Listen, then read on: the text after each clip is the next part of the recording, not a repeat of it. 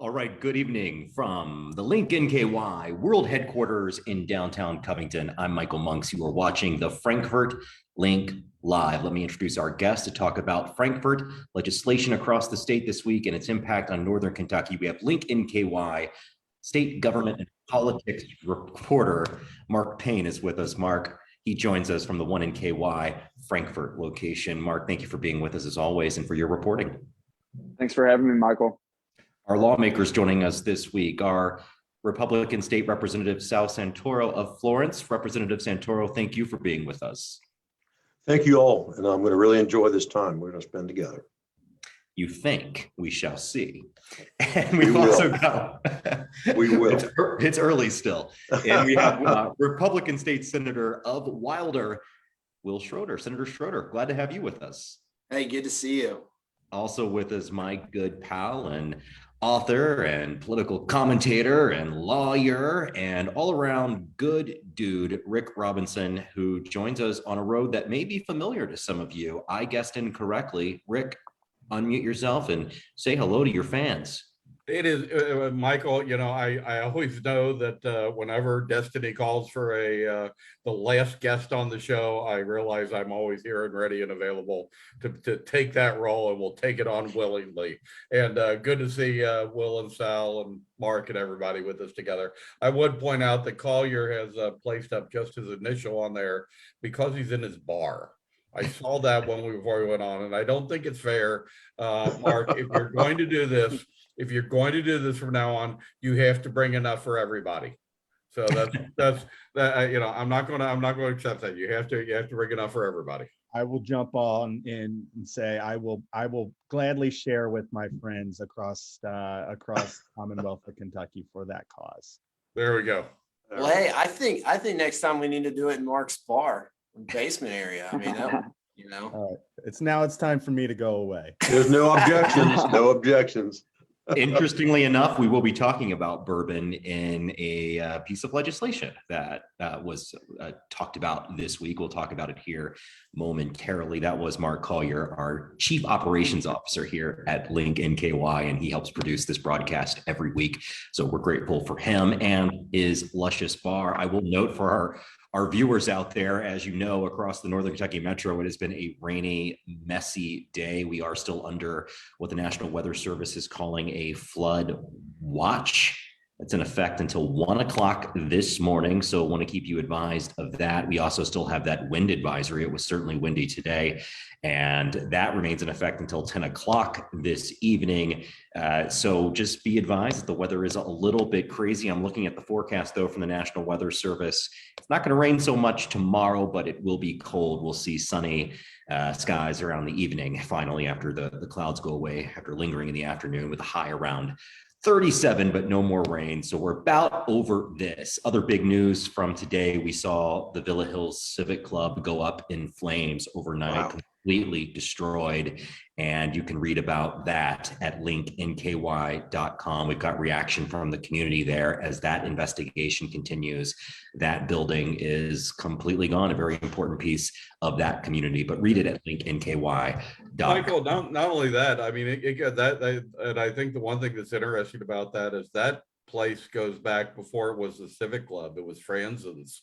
As I write about it, when I wrote about it in my new book about the first time my dad took me fishing, was in the lake behind the Civic Club when it was just a bar where people visited and mom and dad would go there, you know, and then there was a little pay lake behind there. But so that it goes way before the time even of the subdividing of the Dries family farm to make what is today Villa Hills. Well, it is a very sad story. I know that people are much devastated about the loss of it, but we know the folks of Villa Hills will rebuild. But let's go to Frankfort for now. Mark Payne is standing by at 1NKY Frankfort. Mark, busy day again in Frankfort. Before we went on the air, you and Rick were chatting about, I guess it's a little antsy down there. Is this sort of the end of the opportunity for people to file bills and that sort of thing? So we're seeing a lot of rushing around. Tell us what you're seeing. Yeah, the deadline to file bills are coming up in the next couple of weeks. I believe they've been pushed back a couple of times, but I believe they're March 2nd for the House. I could be wrong about that. don't quote me on it. But yeah, things are really busy. A lot of stuff's being filed. And then there's a lot of big news this week. So I'm going to jump in to the topic that we're going to discuss a lot about tonight, and that's the vehicle car tax. Yeah, this was a so- thing that I know a lot of people who read our website were quite intrigued by, because the tax bill came and they were maybe surprised at how much they were going to owe. And there are apparently a lot of reasons for that. And we've known throughout the pandemic that there's been a shortage of cars, and everyone's current vehicles, used vehicles, have gone up in value, I guess, because of the supply. And that's how your tax, and then a lot of stuff was happening in Frankfort. We're going to be talking to Representative Sal Santoro about some legislation related to that, but also the governor made a move towards that end. What did you see in Frankfort this week about it, Mark? Yeah, so there was some legislation going through both the Senate and the House, House Bill 6, which was Representative Santoro's bill. Last week, the Senate filed Senate Joint Resolution 99, which called on the governor to issue an executive order. And this week he did it. And it serves as both kind of, he packaged it as to help Kentuckians with inflation. And so his bill is an executive order. It takes effect right away. It lasts 2 years, and it freezes tax rates at last year's rate. But it also kind of serves as a political strategy from the governor against the Republican-dominated legislature. So if you remember way back at the beginning of the session, the House kind of jumped the governor as far as releasing their budget ahead of time. And this is kind of the governor is doing that in reverse. He went ahead and issued an executive order on this. He also is supporting legislation that could potentially go into law, which would lower the sales tax from 6% to 5%. That would take effect in July. Of course, that would have to go through the legislature, both the House and the Senate, before it passes. But it also kind of serves as strategy for the governor, because one of the big things that Republicans are talking about this session is a comprehensive tax plan. And so he kind of took aim at that with lowering the sales tax, where there's been some discussion about raising the sales tax while decreasing the income tax in Kentucky. Nothing's been released yet, but it was definitely strategy that the governor's trying to get out ahead of what the Republicans could potentially put out this session. All right, let's turn now to Representative Sal Santoro and help us understand from your perspective what you were doing as it relates to legislation on this. I know that we got to be careful what we call it. Is it a car tax? Is it the tax rate? What is it? I mean, we got some pushback on how to characterize these things. Tell our viewers and your constituents what you were working on. Will do, and thank you all. First, I want to let you know, we have a switchboard here, and if you're friends with the lady that answers the phone, they tell you what the most calls are, and it was the 40% tax. They were getting calls and we all received them. Well, back in 2009, an executive order was signed, and that's what was being followed. Motor vehicle tax was based on the fair cash value, and everyone was, getting caught, seeing their tax bills. Well, everyone knows that the value of your property is supposed to go up, but the value of your car is supposed to go down. Well, because of COVID, we can say it went in reverse. Cars went up. So if you have a used car, it's worth a lot more money. So, I'll be brief. The property value administrators, the PVAs, they were basing it on what happened in 2009. The value is a standard. It was a clean car trade-in. So these cars are worth more now. Now, if you're like me and you buy a vehicle that's not worth a lot of money, like Mr. Robinson on the phone, he probably drives some Tesla or something like that. Don't let me tell you different. I still have my Chevette from college, Sal. So yeah, that's. All right. So, under the House Bill 6, and last week I introduced, we passed the bill out of the House. No votes on it. Everyone, but it was a positive yes. So it adjusts the value used to assess these vehicles. But, we lowered it back to the 2021. we brought it back. And you're going to get a rebate. Believe it or not, government's going to give you your money back if you already paid that tax. So what we're trying to do is help the citizens. So we passed that bill last week, went out of the House. It's over in the Senate. Yesterday, the governor decides he's going to do this executive order for a couple years.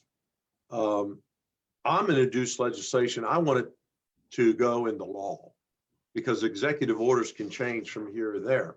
So that's what my bill basically does. It gives the people their money back who paid the tax. It's going to be valued at 2021. That money, I just want everyone to understand, that goes to the general fund, that money. It does not go to transportation. So then our good friends in the Senate did a joint resolution, and I'll let the good senator speak about that joint resolution. That's okay. Absolutely. That is State Representative Sal Santoro, Republican of Union. I think I mistakenly said Florence at the top of the show. Let's get the right city. And State Senator Will Schroeder, Republican of Wilder, is also with us. And I want to have you comment a bit on whether there is political maneuvering going on. I mean, whether you're a Republican or a Democrat, you felt the pain of this bill on top of a lot of other financial concerns that are taking place induced by this pandemic. What's your characterization of recent events? Yeah, absolutely. I think Frankfort always has a little political maneuvering going on. But, unfortunately, this whole thing could have been avoided. I think, props to the governor for doing it. It's just a little too late. We're looking at February 17th.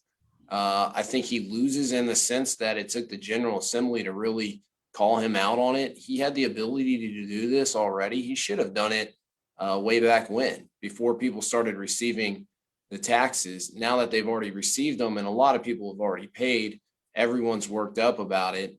And then the refund, frankly, it's going to be a huge hassle for local government trying to figure out between, what part went to Frankfort, what part went to the school districts. Again, he had the authority to make an exception here. We all know what happened. We all know COVID, the supply chain issues, chip shortages. I mean, across the board, we saw how the price of vehicles just skyrocketed. And so, props to him. It's just so late for him to do it. Like, why not? If I'm advising the governor, which, he's never going to take my advice, but why not do this back in December, right? Well, the governor said something along the lines of, the state legislature, the governor's a Democrat, the state legislature is dominated by supermajorities of Republicans, and the legislature has taken umbrage with the executive actions taken by Governor Beshear over the course of the pandemic. And he was like, well, now they say I have the executive authority to do this. So, Senator Schroeder, are we picking and choosing when the governor has executive authority? Is there going to be consistent messaging on when he should use that power if he has it? So, it's funny he said that, it might be a problem with us, but he went ahead and did it. And again, it's February 17th. If he's going to do it, just go ahead and do it before session even starts. And, you kind of alluded to maybe something that we've brought up, and President Stivers brought up today on the floor. Our door is always open. It's just we continue to reach out and not hear anything back from the governor, which I think is pretty frustrating. All right, Rick Robinson, local attorney and author, and we're glad to have you as well. And I know you mentioned you have your Chevy Chevelle from college. I drive a Chevette. I was going to say, yeah, you have one of those little the little clown cars that come out at the Barnum and Bailey Circus, where they see how many people can roll a car or a smart car, whatever it is. And God love you. You're following your passion for the environment. Of course, now I just checked the blue book on that, and I think it's worth $450,000 now as a used car. But do you want to pay Jimmy Carter prices of taxes and interest on it? I mean, that's really what it comes down to. I was trying to think here as I was looking at my two friends. Sal was around when Jimmy Carter. Will was you weren't even a sparkle in your parents' eye, both of them. But Sal could think back to when we had this record type inflation and these record interest rates back in the end of the Carter administration, the start of the Reagan years, and appreciating car values at this rates of inflation lead to bad things. It's not pretty. It's not pretty what's going to happen. It's going to have, I think, a huge impact on the interim elections. I think this bill is going to be something that, if I were Sal Santoro, I would be knocking on every door and going, by the way, let me show you exactly what I saved you on your bill. Fill it out and hand them a sheet of paper, each one you go to. These are some of these type of economic issues that, Michael, I don't think we've seen for a while that have come up that are going to be deciding elections. And that's because we've had this whole big run up. We're talking about the Fed raising rates maybe up to 6 times this year. I got, don't those people have anything else to do? They need to drive around in your car. I mean, we're living in this period that, but we're talking about it's unprecedented. Like, stuff. we've not experienced this. It's not the end of the Carter years. That had its own international and national consequences. The situation that President Carter was facing there at the end of the 1970s and in 1980. This was a 100-year pandemic. This was something that every country across the world had to deal with. And I'm curious about why this one issue, just the car tax alone, leave all of the other problems we've got because of it behind. Why isn't this an opportunity for the legislative leadership and the governor of different parties to come out and say, we feel your pain and here's how we're going to deal with it?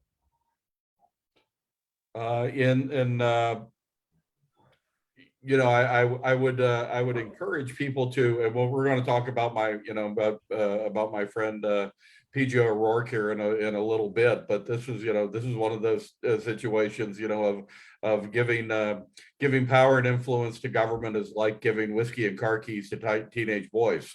This is one of those situations where, as you look at this, it's very hard to come together on anything right now because of the situation that you're in with when you have a split in power between the two legislatures and one having a veto proof portion. The one point I would disagree with you, Mike, was that is that the inflationary time and the raises in the interest rates have come much later in this whole pandemic than had started earlier. And the fact of the matter is, when what are you told when we're kids? What does your dad say to you when you went out and bought your first car? Well, as soon as you drive it off the lot, it's going to lose half its value. Well, as soon as you drive it to Frankfort right now, it doubles its value. So there has to be some reality based in what the valuation of a car is. And while it's a small issue, while it may be talking about just the appreciation of a motor vehicle, I think it actually becomes a calling card for bigger things that are at play in government. If you're watching, I want you to leave a comment on this Facebook live stream. You've got a question or just an observation, and we'll share some for the panel as the broadcast continues. Tell us about your own car situation. Have you been shopping for a car? Has it placed you out of the market? Have you noticed a significant increase in the value of your used car? As Rick was saying, I drive a smart car. That's one of those tiny little 2-seaters, and I do love it. It's adorable, and I look great in it. But I bought it used. It's a 2015. I bought it for $6,000 in just a couple of years ago. It's my second smart car. I found this one out in Florence at a private dealer, and I paid $6,000 cash for this car, drove it off the lot. And just out of curiosity, when all this conversation was going on, I just punched in, the details that you can on the Kelley Blue Book. I didn't actually take it to the marketplace. But what the website told me was that I could now sell it for $10,500. So there you go. And let me ask you something, Michael. Do you think right now, and here's the question, because we're talking about fair market value of an automobile, do you think you could put that in the paper and get $10,000 for it today? You think somebody would walk into Link tomorrow and give you 10 grand for that car? Well, I think once they find out the celebrity attached to it, I could probably get 15. Are you gonna autograph it? That's the question. Is he gonna Okay. autograph it? There you Or, go. and are we gonna auction this thing off for, Michael, one thing I was gonna mention, I mean, telling the people, we feel your pain, we have a solution. I think that's what the General Assembly did this past week. Unfortunately, I think it just should have been done sooner, and the governor could have done it sooner. But, it also raises a bigger question. We in Northern Kentucky are so close to Ohio. We hear of people all the time registering their vehicles in Ohio. Former Governor Beshear tried to have the Freddie freeloader report line where you basically call your neighbor and say, hey, look, they're not keeping their vehicle registered in Kentucky. And we need to have a bigger conversation about, does this make sense even to bring in revenue this way when you have businesses trying to figure out, well, we don't want to pay the tax in Kentucky, so we're going to set up an LLC in Ohio to avoid it completely. Well, that doesn't do us any good either. So I hope, if nothing else, I hope it sparks a bigger conversation during the tax reform conversation about, is there another way we can collect revenue? Michael. Yeah, go ahead, Representative. Back in the day, I was a state trooper, and we used to get calls about what the senator just said. And you'd have to knock on a person's door, and they were really getting pretty upset. Why do you live in Covington and this car sitting here 7 days a week, is registered in Ohio? We're going to see that again. I really believe. So, at some point that we have to really be cautious of the people over in Ohio. Well, we will note that I know a lot of county clerks are putting out messages related to this today and in recent hours. Kenton County Clerk Gabriel Summey posted to social media and sent an email that says, instead of waiting for the property values on cars to be adjusted, the Kenton County Clerk and the Kenton County PVA, this was also confirmed by Kenton County PVA Darlene Plummer, they've decided on the following plan so Kenton County residents can have their car values adjusted prior to renewing their car. You can look at the Kenton County Clerk's Office Facebook page for all the details, but basically call the PVA office if you haven't paid your taxes yet, or visit the County Clerk's Office in Covington or Independence. If you haven't had time to call the PVA prior to your visit, apparently a deputy county clerk will call for you. If you don't have time prior to paying your car taxes in person, then you will just pay the taxes on the current value, but you will receive a refund later on. And if you have already paid, the Department of Revenue and the Department of Transportation are currently working on a plan to deal with that. So stay tuned. You might get some money back in your pocket. A very strange thing for the government, like Representative Santoro said, to be sending checks to you. But that is something that we've gotten used to. If it works as well as the government did in delivering unemployment checks during the first round of the pandemic, you can expect to get that check sometime in 2030. Well, look, and this is something like, I'm not here to defend any particular official, but I went through this pandemic too, and I don't view things through a partisan or political lens. And because I don't, I'm often just frustrated at the way things are characterized, because I looked at this pandemic that we all endured as an opportunity for us to recognize the humanity in each other. And we didn't really rise to the occasion as a species. And so every single facet of life and government and business was impacted by this. We had never seen this volume of unemployment come all at once. We had never seen this volume of money sent out from Washington to state governments, local governments, businesses, individuals who receive checks. And we are seeing the consequences of both the demand and also the way we decided to respond to it. This is all related to something that isn't really any of our fault. Isn't that true, Senator? Well, it's true that it's no one's, well, I guess you could blame certain countries and individuals, but I don't think we're going to go there tonight. But as far as the way it was handled, it was a debacle, and it was frustrating having constituents wait in line, try to show up in person or try to register in person, and within seconds it being filled up when they tried to do remote access. And so, and then, you know, we're spending money. Kentucky spent all that money to bring in third parties to come try to help out. And then that was a disaster. I mean, so it's super frustrating. Sure, you know, the circumstances were unique, but I also think we need to learn from our mistakes and make sure that we're better prepared not to go down that, you know, again, if we face a similar situation in the future. I still have some people waiting for their first check on unemployment. I still have constituents contacting me. And I know it's a system that was overburdened, and I understand it, but these people are pretty upset with government right now. And again, the old PG O'Rourke line, which is why you should support term limits, 2 limits, 2 terms in the House and 2 terms in jail. And that you could limit, that's the term limits that you should have. I always thought that there should be term limits on bureaucracy because of some of the things that were happening going on down through some of this would have been a good suggestion. well, I'll tell you one thing that came out of it. I mean, there are some good things that came out of this crisis that we've dealt with. We've changed our approach, for example, to booze. And suddenly we can walk out of places with booze. How did I know this conversation would eventually get to alcohol?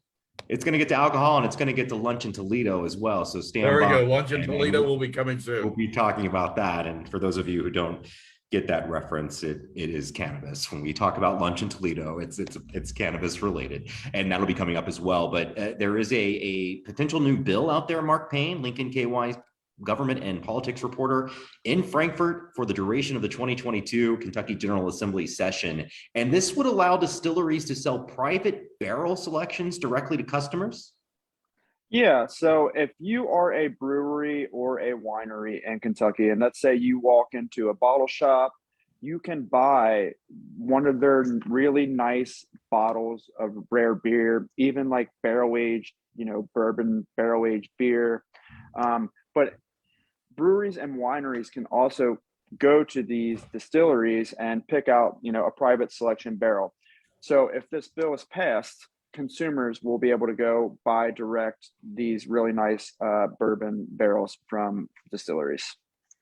With No, all this these, is yeah, go ahead, this- Senator Schroeder. this is one of the unique situations where so far the feedback has been the liquor store owners are in favor of this. I got a call just yesterday from my friend, City Councilman Adam Blau, who said to support this. So they're happy with it. You know, a lot of times in the past, the package owners, the liquor store owners have been frustrated by the General Assembly feeling like we're maybe, you know, giving distilleries too much power to do what they want and with sales. There's always turf wars when it comes to alcohol, which I found out, you know, in 2015, really soon when I got down there. And alcohol bills end up taking a lot of time, but this seems like one that so far everyone seems to be in agreement. Which is very, very unusual. So Will, Sal, these are not, you don't buy it through the retailer. You're going to be buying it direct from the distiller under the bill. Yes, you would buy it. You could buy it directly from like their gift shops. Okay. And that's meant to, it's going to have, you know, 2 parts. It's, you can buy these nice bottles or bourbon barrels directly from the distilleries themselves, but it also is meant to kind of increase tourism. So like, you know, customers are coming back to these distilleries and creating a tourism boom. Okay, so The that's problem for Michael is he can't fit the barrel in his car. It won't even fit in the passenger seat. Okay. When we go to lunch in Toledo, I have to drive. I mean, therein lies the problem.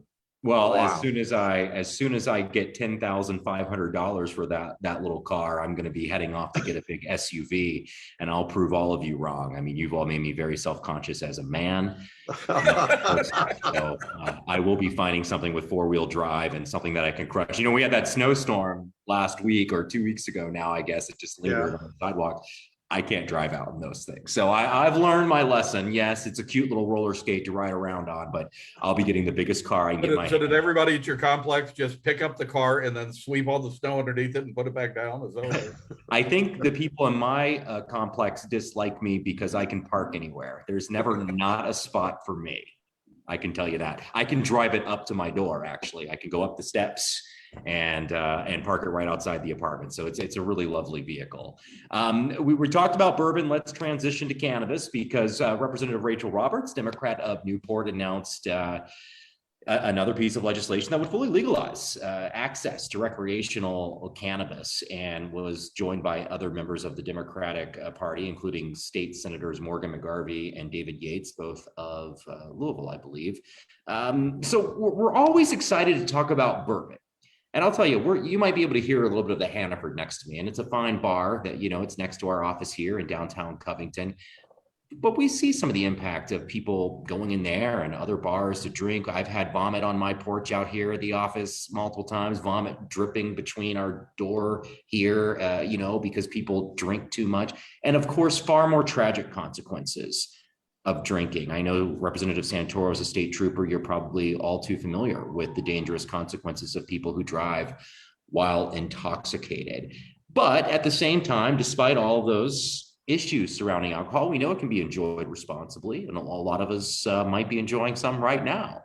And yet there's still this strange feeling about cannabis in Kentucky. Representative Roberts believes we're leaving money on the table. Representative Santoro, do you agree?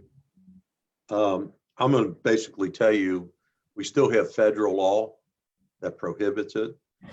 And maybe once the federal law is changed, all these other states are doing it. Well, that's outstanding. Let them do what they want to do. Are we leaving money on the table?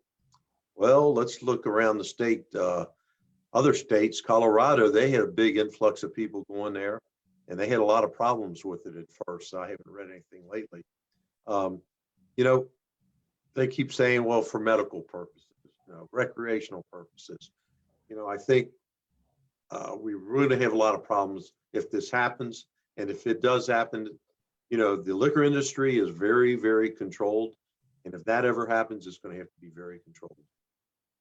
Senator Schroeder, would you speak on it? So, Michael, I think there's a couple questions here. Are we leaving money on the table is one.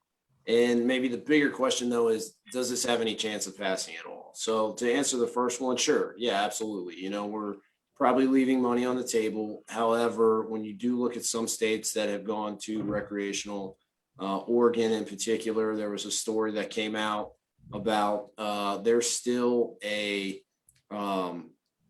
black market, even though it's legal, just because the government has taxed it so much, and it's caused a lot of spike in crime. So you have to factor that in as well. I think the bill does skip medical. If you look across the country, most states that end up going recreational start with medical. And, most of their population has been in support of that. A lot of times the states have like ballot initiatives that we don't have here. I don't think Kentucky's ready. I don't think Kentucky's ready as far as just the constituents that we have, but as far as the General Assembly, I remind people all the time that we still have dry counties in Kentucky. I have members, good friends of mine, who will vote no on every alcohol bill because they come from a district that just has dry counties. And so to make the leap from not having marijuana at all to complete recreational, it doesn't have a shot. Look, Morgan's running for Congress. He's a good guy. Get some press. I'm glad for him. But we know it just doesn't have a shot. But these counties up here are not dry counties. And I know that Kentucky is a complicated state. I mean, you can go to some places and see people handling snakes, for crying out loud. That's Kentucky. And it's always been a very complicated state throughout its history. You go back to its position in the Civil War, where we really never decided whose side we were on. But we're civilized here in Northern Kentucky, and we are anxious to include ourselves on the bourbon tours and all of that, for example. So in Northern Kentucky, we drink booze. So where is the advocacy from that perspective? I'll back up. I don't think you meant it this way. I think we're all across Kentucky. I mean, we have great people and we're all civilized across the Commonwealth of Kentucky. Pendleton County, right next to Camel, right below Camel. I represent it, dry. Falmouth is a wet city. You have one of these unique situations where there's a city within the county. But I mean, that's as close as we are to some dry counties. Owen County, I don't know how they ended up, but I remember there was a big ballot initiative because I used to see signs while I was driving to Frankfort. And I would guess that even in Northern Kentucky, the majority of people are not for going straight to recreational.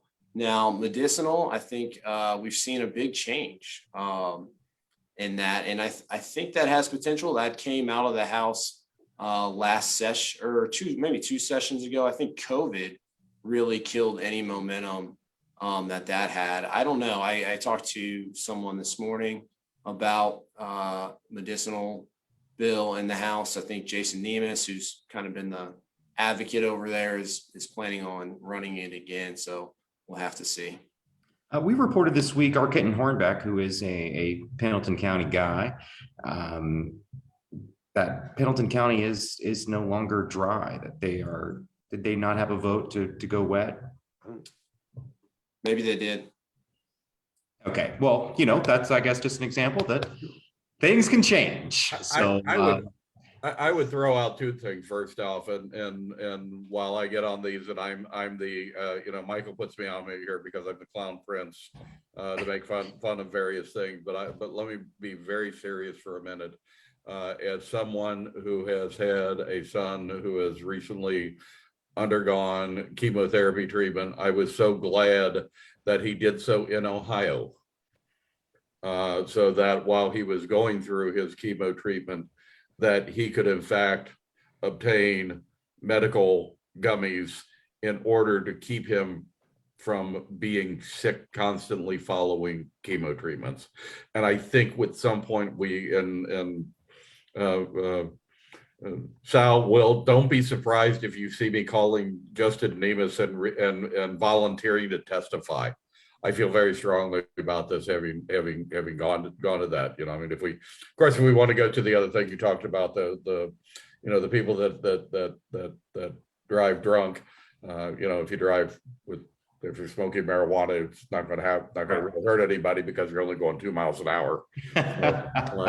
Well, I mean, that's true. You should not drive under the influence. Yeah, and you end up having a wreck by running into a Domino's truck. So I mean, it's not like it's the end of the world. So, no, but I truthfully would encourage the people that I know in the state legislature, and I've talked to quite a few of them, and just to say that having experienced this personally, I am a great believer and would love to see us have, at the very least, medicinal marijuana. And for recreational, until then, we're just going to have to drive to lunch in Toledo. Indeed. And that's because there is a dispensary in Michigan right across the border. I mean, I enjoy cannabis. I don't have the same reasons as Rick's son. It's just a recreational thing. I know a lot of responsible, good people who much prefer cannabis over alcohol. I don't mean to belabor that. I know I bring it up on every single week because it's just baffling to me that we don't have it in this beautiful state that has beautiful crops, including cannabis. And I do believe that it could be just as valuable as bourbon. But we'll move along. And this is the part in the program here on the Frankfort Link Live where we give the opportunity for the lawmakers to talk about what is significant in terms of legislation this week and what we should be looking forward to as the session proceeds. And Representative Santoro, I'll start with you. What are some significant pieces that you're keeping an eye on, and what should we be looking for in the coming weeks? Well, a couple things. I'm still developing the highway plan, so I'm working on that, trying to get that moving along, and then we send it to the Senate. So that's what I've really been focusing on, Dan. Does that involve a certain bridge over here? It most certainly does involve a certain bridge. And we're going to work on that issue. It's a big one. It's about time. So we'll see where the chips fall. I think it's looking better. So that's one thing. Well, before you continue, could you tell us specifically like what your draft or what your plan looks like in terms of the Brent Spence Bridge? Well, one thing we want to partner with the city of Covington because it is in their city and it's going to have a big effect on it. And we're worried, but you remember what happened last year with the bridge fire. So we want to make sure that the diversion doesn't happen, keep those businesses up and moving. So the biggest thing is the federal infrastructure. We still don't have no guidance. We still don't know what we're doing. Is it a 20% match, 10%? So that's one of the biggest things. Nobody can give us. We get bits and pieces daily about different grants and stuff. So that's one thing we're going to keep working on. Every day, I feel much better that we are going to have a bridge that's going to be workable, okay? And it's going to be a bridge that's going to last 50 years, you know, something like the Brent Spence Bridge. And that one is still staying there. It's not leaving us. So, but we have to get with the city and the state. They're in dialogue now about the size and everything else to make sure the city is taken care of in that. All right. Thank you for that explanation. And I believe you were going to tell us some other things. So yeah, there's some other bills that we're moving through in the House. Mostly we want to say local control on all issues. We think the local people can, they know what they need and how that things need to happen. One of the big things is we have another House bill about the mask mandate in schools. We went in special session last year, said local control.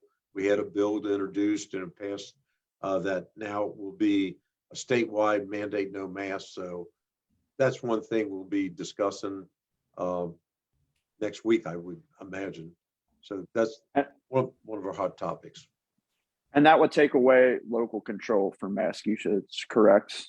Right. Representative Santora? Yep. Yes, that's how it's written, but I believe in local control on those issues. If you look at our state, you know, you could have Ballard County have no COVID, and then you could come up to Boone County and there would be COVID, but nobody can wear a mask. So it's one of those issues that we got to look at. There are going to be some changes to that bill, I was told too. Senator Schroeder, what key pieces of legislation have you been watching and what should we be watching for as the weeks proceed? So kind of behind the scenes, so you don't really see it as much, but you know, the House, I was really pleased. They sent us the budget early and that was great. You alluded it or mentioned that, I think at the beginning of the show. They sent it out before the governor even released his. I know Representative Jason Petrie had been working on this all through the interim process. And I'm, you know, really impressed with the budget they sent us. I know we will make some tweaks like we always do, put our fingerprints on it. So meeting with constituents and advocacy groups and people that are impacted by the budget, I think really how we spend the Commonwealth's money is the ultimate policy doctrine. You know, where are our values as far as what are we going to invest in for the future? Along with that, and included in those conversations, just workforce issues. You know, that's exactly what I was going to ask next. Will is going, you know, where is everybody on workforce right now? You know, everywhere, you name it. Nursing is a big one. Senator Robbie Mills came out this week and is introducing a bill to improve reciprocity. So nurses from other states can more easily come into Kentucky and start working. So the nursing area is a huge issue. One thing that I have been working on, we haven't filed a bill yet. We're trying to get everything lined up. It's just an audit of all the money that between local money, state and federal, we're putting over 900 million, so almost $1 billion into Kentucky's workforce education. But what are we getting out of that? There hasn't been any kind of audit to make sure that that money has been a good investment. And so before we keep throwing money at or throwing more money at education opportunities and workforce, let's make sure that the money we're spending is actually going to good use there. So that's one thing that we are working on. And Mark Payne is Lincoln KY State Government and Politics reporter. He is embedded in Frankfort at the One NKY House tonight in Frankfort, reporting throughout the duration of the 2022 legislative session. And he's been doing a great job. You can read his reporting at lincolnky.com. What are you keeping an eye on as these, what are we at the midpoint? Are we beyond the midpoint?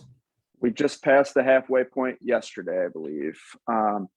But I want to hit on what Senator Schroeder said about the workforce. So Representative Kim Moser filed a bill today that would address some of that healthcare worker shortage. The bill streamlines the certificate process for community healthcare workers, and I know that that's been a big thing going throughout the session. So that is one bill that is meant to address it. I'm really interested in the House Bill 51 that Representative Santoro just talked about as far as the local mask mandates, because as it stands right now, it would put a ban on statewide mask mandates. So it kind of removes that local control. And then the budget obviously is going to be a big thing as we continue to move towards that. I know that there has been some mention of finalizing the budget by mid-March. I'm sure Representative Santoro and Senator Schroeder could, give a better idea of what that will look like. But that's going to be the big topic. And then tax reform, as Governor Beshear mentioned on Wednesday. The Republicans have mentioned that they want to really overhaul the tax system in Kentucky. So yeah, it'll be interesting to see how that plays out as well. Another thing that we've done each week with the lawmakers who have joined us, especially in the early days when the redistricting bills had first come out, is we give the lawmakers an opportunity to talk about what their new districts look like. And I'll start with you, Senator Schroeder, because it's somewhat irrelevant to you because you're not running for re-election, right? I mean, that's still true, right? You're not on the ballot this year. So I'm not on the ballot. I heard you are. Ergo, the big smile on his face, Michael. That's Well, it was a bit of a surprise. You had run in the Attorney General Republican primary, so it looked like you've got your eyes on, a political career. This is your second term in the state Senate. So I think, I cover these things. I was a bit surprised by your announcement. And I also know that your district, the 27th Senate District, which is all of Campbell County, and then you've got the counties below that, Pendleton and Bracken. But I understand you decided not to run again when you learned that it was redistricted to include Covington. So 24 Senate District, and I am actually. Oh, I'm sorry, 24th. Yes, of course. No, you're good. You're good. So I am in the River Center at my office up here, and I can now say when I call into committee meetings during the interim that I am in my district. Eternal dilemma because I was remote. But yeah, I have 3 precincts in Covington, and this is one of them. I love my district. I tell people all the time. I talked to some people visiting the Capitol yesterday that I have the most unique Senate district in Kentucky. When you have Newport, Covington, and then you have Augusta, Falmouth, and all the suburbs of Fort Thomas, Cold Spring, Highland Heights. It's really a microcosm of the United States, really. So lots of different opinions, and it's great. I love it.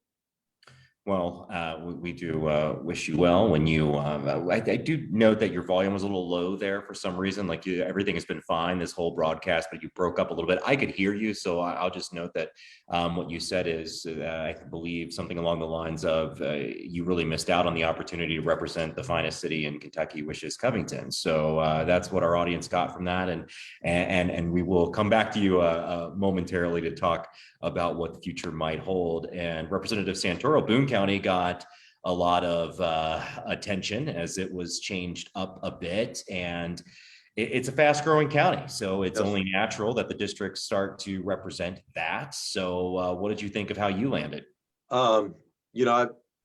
This is the second redistricting I went through. And once again, I have the biggest district in the state. I was number 1. I did it 10 years ago and this year. So am I going to say that's because I'm representative? I like to believe it, but the people are moving in to Boone County. We have a lot of opportunity for everyone there.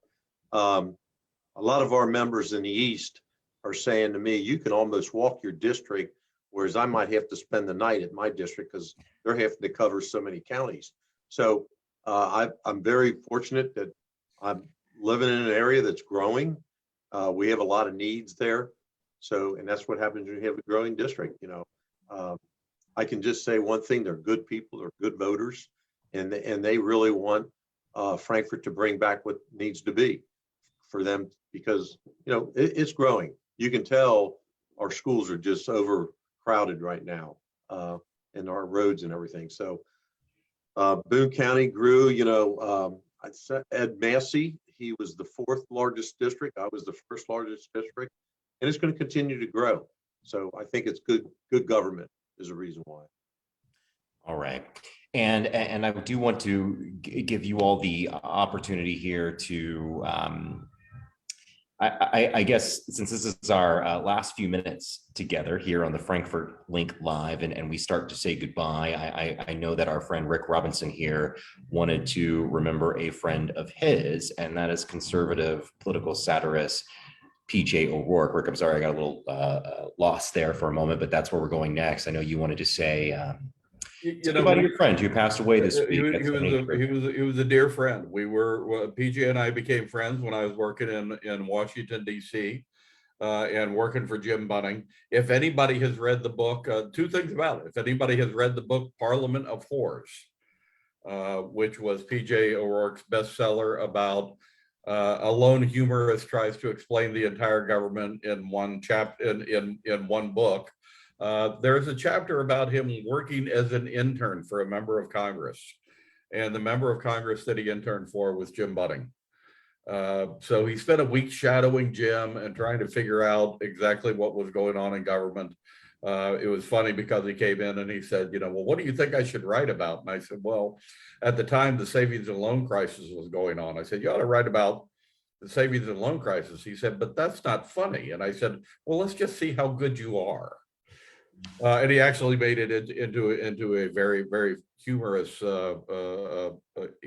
adventure. The other thing that was interesting about PJ, and I know, Michael, you have posted my last, maybe the last interview he did. We did an interview with him right as he came out with his book, A Cry from the Far Middle. And the one thing about PJ that I always found interesting was that when you sat and you talked with him, had dinner with him, go over to his house and then just kind of hang out, he was a very thoughtful, unfunny guy. You would think if you're sitting around with the humorous voice of a generation from National Lampoon and you're drinking bourbon, you would think there would be a whole bunch of jokes being told. But you would have these people there that were had much bigger brains than I had, and I would just kind of sit quiet and be the one drinking the bourbon. And there would be these wonderful conversations about government positions and what was, a guy that you had, or a woman that you had just seen covering a story in some foreign country is sitting there having dinner with you, and she's explaining what she saw while she was there. But the next day, then he would pick up the phone and he would call me, and he said, last night, and it's the line that I always is one of my favorites. Last night just reminds me that giving power and influence to all these people is like giving whiskey and car keys to teenage boys. It's just not right. So, so he would have this ability to take what was the mundane and what was the complex and be able, with the turn of the phrase, to just make it humorous and funny enough that you got the point. He was 74 years old. He died of lung cancer, and we're going to miss him dearly. Thankfully, right before one of his last things he did was also give me a quote to put on my new book, my fishing book. About trout fishing. So there's when you see that in the bookstores, you'll notice on the back that there's a PJ quote from that. And Rick's new book is called "A Fish Ate My Homework." My homework. And A Beginner's Guide to Fly Fishing.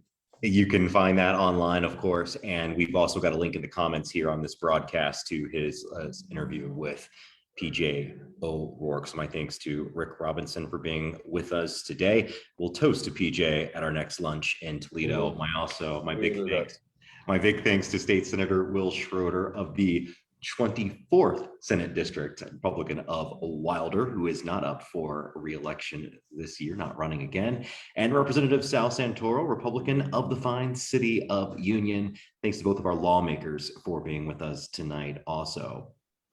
Thanks for having us. Thank you. Thank you. And Mark Appreciate Payne it. is the Lincoln KY State Politics and Government Reporter. Always a pleasure to read his reporting at lincolnky.com. Also, find and listen to my new podcast. It comes out every Tuesday, and our first episode is up. It's called The Kentucky Side. And all you do is go to lincolnky.com and click on our podcast tab, and you'll find it there. I had very good conversations with, there's an NKU professor who wrote a book. We've been talking about some pandemic issues here. You remember wearing masks in the early days and how you felt about it. He's a consumer psychologist and a professor at NKU. He's got a book that explores people's feelings and their reactions to that. We also talked to Democrat Matt Lehman, who says he is not a sacrificial lamb in this year's 4th District congressional race against incumbent Republican Thomas Massie. And we also visit Latonia's Riddy's Corner, which is seeing a burgeoning renaissance. You'll find our next episode of The Kentucky Side next Tuesday at lincolnky.com. Also, our print edition, The Link Reader, will be directly mailed to every residence in Boone, Kenton, and Campbell County on February 28th. We can't wait for you to see that as well. It's our first one. It's coming your way. So thankful for all of you watching tonight at Link NKY, the Frankfort Link Alive. I'm Michael Monks from our world headquarters in a wet, rainy, cold downtown Covington. We will talk again soon. Thanks for joining us.